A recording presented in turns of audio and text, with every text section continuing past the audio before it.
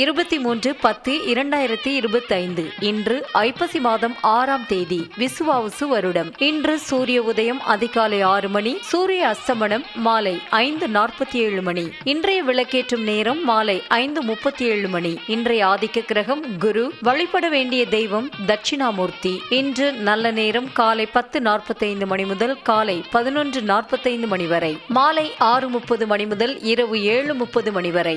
இன்று ராகு காலம் மதியம் 1:30 மணி முதல் மதியம் 3 மணி வரை. இன்று யமகண்டம் காலை 6 மணி முதல் காலை 7:30 மணி வரை. குளிகை நேரம் காலை 9 மணி முதல் காலை 10:30 மணி வரை. இன்றைய சுபவோரை சூரிய ஓரை. நேரம் காலை 8 மணி முதல் காலை 9 மணி வரை.